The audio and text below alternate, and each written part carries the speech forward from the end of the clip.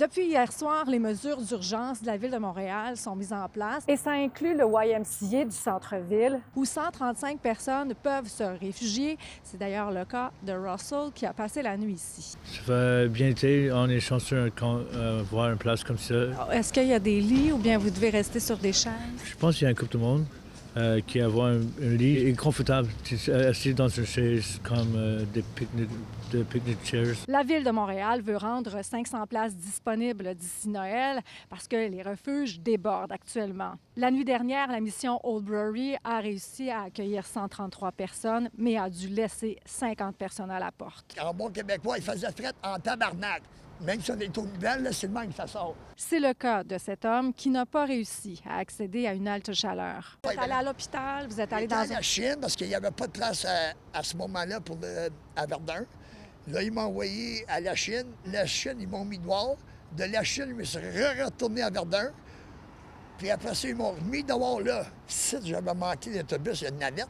Oui. Après une certaine heure, je pense que juste à minuit, c'est Lascaux. Dans Hochelaga-Maisonneuve, où je me trouve, au Cap Saint-Barnabé, habituellement, on accueille une trentaine de personnes chaque nuit. La nuit dernière, 49 personnes se sont présentées, dont 7 femmes. Elles utilisent nos haltes là, bien plus qu'avant. C'est la première fois qu'on voit ça cette année, là. Ça t'inquiète? Nous, ça nous inquiète énormément parce qu'il manque beaucoup de ressources femmes.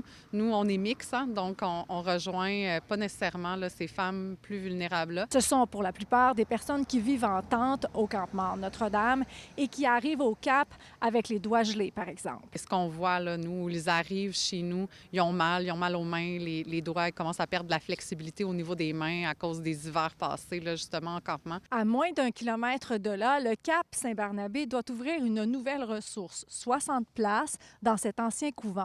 Sauf que ça crée de la grogne parce qu'il y a une école primaire juste à côté, comme vous pouvez le voir. Les intervenants ont même reçu une dizaine d'appels de menaces téléphoniques, selon la directrice. Tu sais, je pense qu'il y a une manière d'adresser les choses, mais on a reçu aussi plusieurs appels difficiles, je pense, pour mes intervenants, que le secteur est engorgé, là. Tu sais, je pense qu'on est capable de le dire, mais on ne l'aurait pas fait si le besoin n'avait pas été là à l'heure actuelle, là. Quoi qu'il en soit, l'appel à la solidarité lancé par la mairesse a été entendu. Ce bon samaritain vient tout juste de venir livrer des vêtements aux personnes en situation d'itinérance dans la rue ici. On a donné du linge à ma blonde, des manteaux chauds.